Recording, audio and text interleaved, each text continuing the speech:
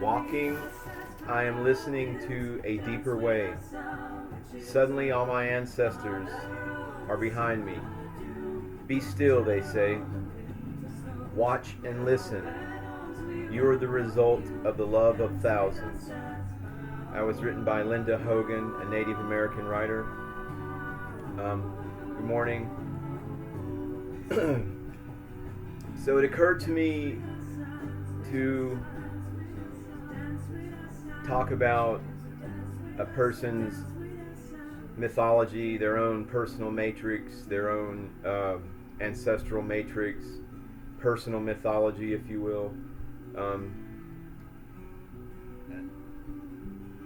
I began kind of thinking about communication and meta-communication a long, long time ago through university studies and things like that. But more specifically within the last year, it's been going on longer than that, but definitely within the last year where I was able to experience it more and more, that is the disintegration of communication among people. And I can provide one example, one memory. There was me and a couple other people, and this topic of conversation came up. Well, it became kind of clear really quick that I was on one side of, of this topic, and these two other people were on the other side, and they both pretty much just focused their attention on me like velociraptors. They just came in and were just pummeling me. And so at that moment it occurred to me, I can engage this energy, and that's what I was seeing it as an energy, and not so much a logical or rational attack, because these two people had quickly elevated their position to an emotionally charged attack, if you will. So let me share this experience with you. I detected that, I acknowledged that within myself, within my personal matrix, and I shut down. I literally curled up like an infant.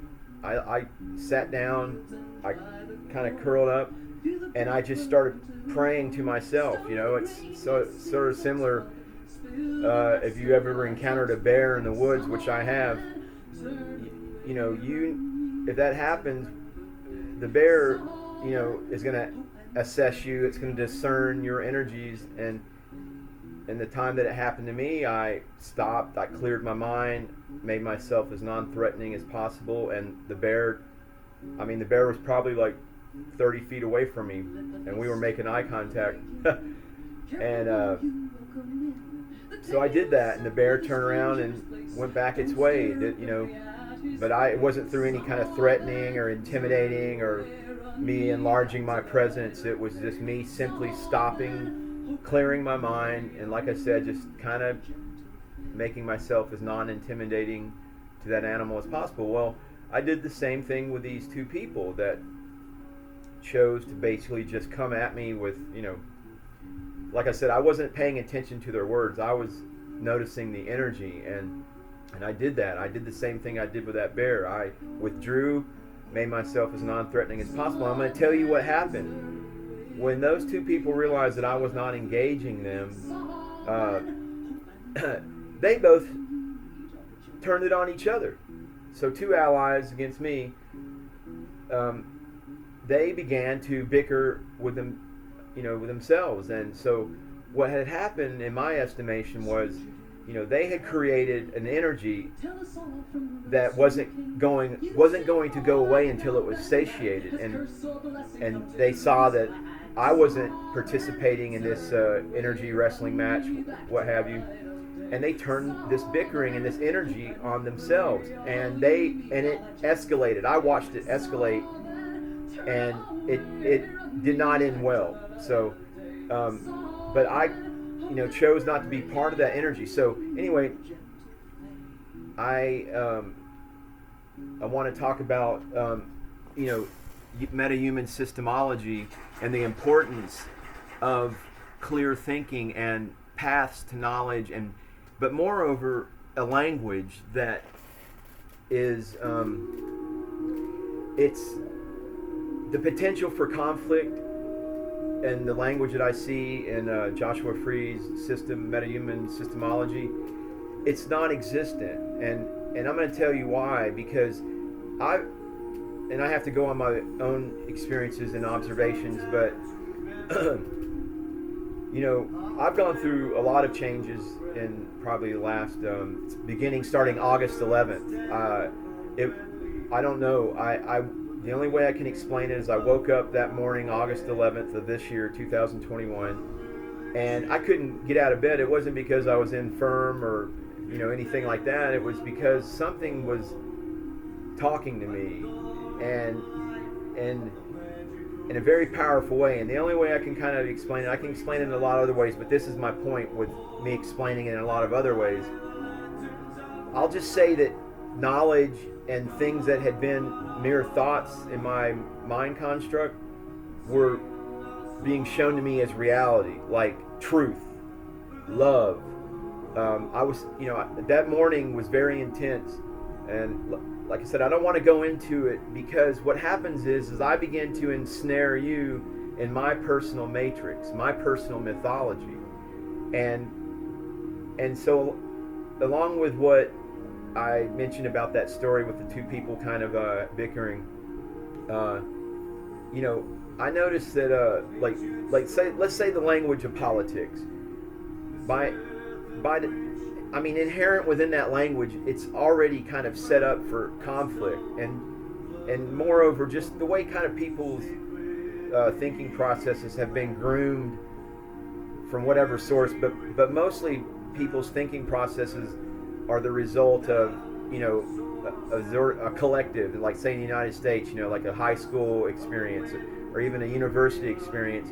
But beyond all that, like Mark Twain said this, Abraham Lincoln said this, or Abraham Lincoln wasn't even educated except self-educated, but you really learn by your own investigations, and not so much by the collective tools or network matrix that's out there. And so people go to high school or they go to university, they have an intellectual life somewhat, I guess, depending on what their nature is or what their ambitions are, but along with that kind of what's supposed to be a pure education, meaning that it's supposed to be devoid of bias and whatnot, you have this sort of digital matrix that's just non-stop. It's just, just take the advertising industry for example.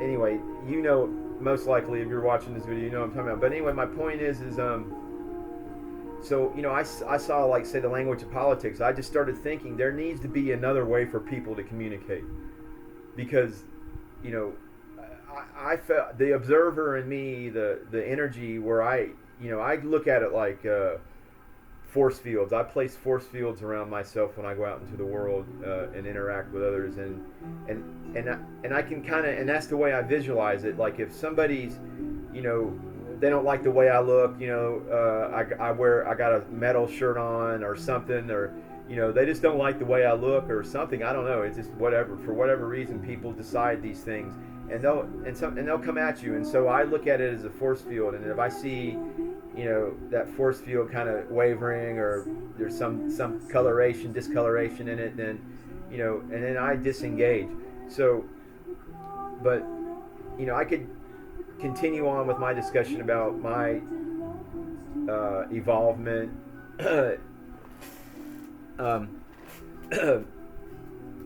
meaning that I could go back to August 11th, and literally, it's still going on, but the intensity has subsided, and to the point where I feel like I'm who my own self. But let me tell you, starting August 11th, there was a point around September 22nd, that time period, where what transpired then, I literally had to learn how to walk again, how it was putting things back together.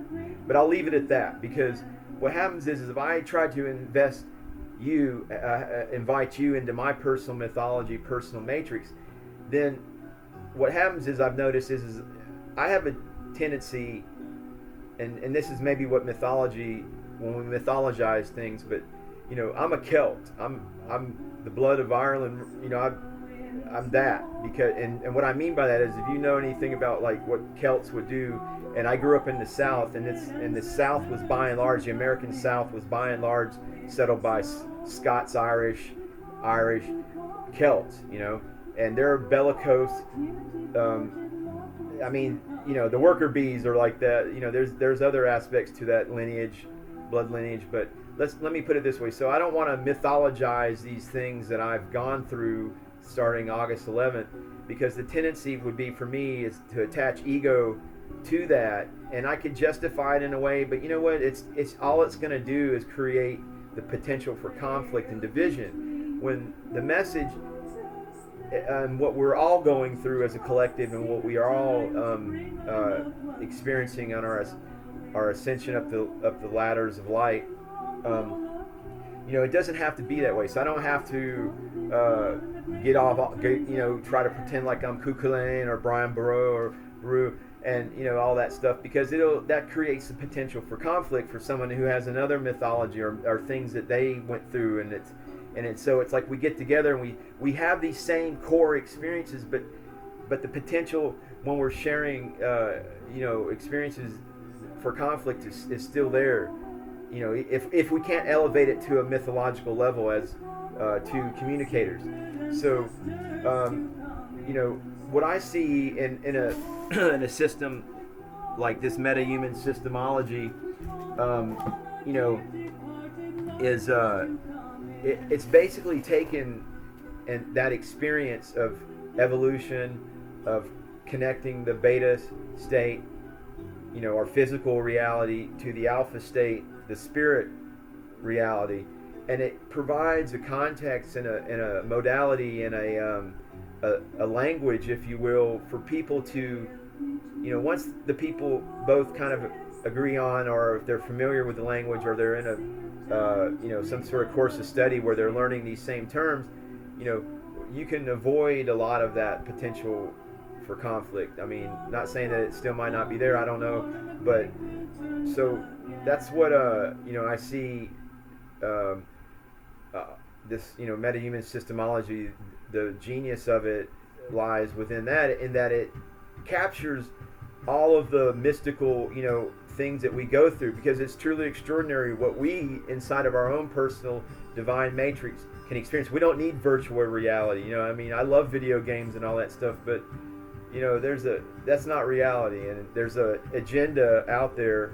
I think Mark Zuckerberg has his meta universe or something that's coming down the line, with virtual reality, and you can stay in your place, your room, and put on your headset, and you can go to work, you can do this, that, whatever but fuck that. Anyway, but yeah, so personal mythology, strip it of all the potential for conflict, establish a clear understanding between two souls, two spirits, two alpha states, two beta state individuals come together, they begin to communicate, and then through that process of clear beta communication, through a system, like meta-human systemology by Joshua Free, those two individuals are more apt and more the potential for alpha state congruence, for harmony is much greater. So I just wanted to kind of establish that and post this to the Austin meta-human systemology group, and just kind of go from there. And I hope somebody sees this video and gets something out of it. But it's November November 5th, and I don't know, I just kind of think this kind of information, this communication, and Oh yeah, that's what I was going to say. I don't write this stuff down. I just kind of have a germ of a thought that a mental nudges me, and then I kind of know what I need to talk about or what I'd like to talk about, and then I just go for it. But so yeah. So initially, with this is a perfect example. Okay, so initially, when I began to go through these, like I was downloading or something, it was like these things that had been mental, intellectual reality or only at that level somehow began to infuse throughout my entire being. Like what, like no longer was I going to talk the talk, but it was something inviting me to walk the walk, so to speak. And I've walked the walk on a lot of levels in the past, but there's when things start kind of evolving for you, and then it's like maybe we have a tendency to like, man, I don't want to talk about that because people are going to think I'm crazy, but no, you got to walk the walk. Well, if you have this truth, it's something that's blossomed, changed you, then you have to share it with your fellow human beings. Otherwise, we're not all going to get through this together, and we have to get through this together. So the example that I wanted to share is when all this began to kind of kick off for me, I kind of encapsulated it in mystical language, things that were my tools along the path. Things like Hinduism, yoga, martial arts, all kinds of things along the way, which just, I can really tell you probably my real magical or inner education began when I was a child and reading books, in third grade. Granted, it was Robert E. Howard and Conan the Barbarian, but that was the gateway drug, into fantasy and science fiction in general. Which reading Frank Herbert's Dune is, man, I'm telling you, a lot of this stuff has been embedded through these science fiction fantasy writers, which, like I said, that's another education in and of itself. Playing Dungeons and Dragons in high school and getting, kind of like shunned by the other kind of football players. I was a football player, but I didn't really follow the blueprint. I hung out with who I chose to hang out with. Just because I had a Letterman jacket, I didn't feel like I had to like stand around like a sanctioned thug. But I chose my friends on who was interesting. Like, that person looks like they're interesting, and so I was a football player who played Dungeons and Dragons, and girls, I don't know, I remember this one girl, she called up, talked to me, and we had a little Dungeons and Dragons session going on. I think I was actually the game dungeon master for that one, and I had like this John Rimborn music playing in the background. It was fairly lively, kind of folk Celtic music, and anyway, that was setting the vibe. And I remember this girl calling me up, and she goes, "What are you doing?" I go, "I'm playing Dungeons and Dragons," and she hung up on, well, yeah, back then it was a landline, so she hung up. Anyway, but so I, had these experiences where it was becoming evident to me that my mission or my purpose, which really hadn't been clear to me, even, blah, blah, blah. But just being infused with a purpose was how I would describe it, beginning August 11th of 2021. So I kind of started, I came up with this word, Om, Banda, and to me it was personal, or meant something, but I also realized that if I got too weird with that concept, that, and my aspiration was to found, I am going to start a nonprofit here in Texas. I want to help veterans. I want to help everybody, really, but my point is here in Texas, and I grew up in Alabama, so, and I'm not saying there's not open-minded people and, blah, blah, blah, you know what I'm talking about, but even in somewhere like Austin, I'm still going to get people who are they're going to find something to pick apart about. Oh, well, oh, this, that, why have you got pyramids, this, I don't know. But so the point with that is the metahuman systemology. It's a language, it's a process, it's a method that that, I mean, I believe it's pure in its essence, and it's from what I've seen, it will get the job done. So anyway, I hope everybody has a good day. I don't know what else much to say beyond that, except namaste.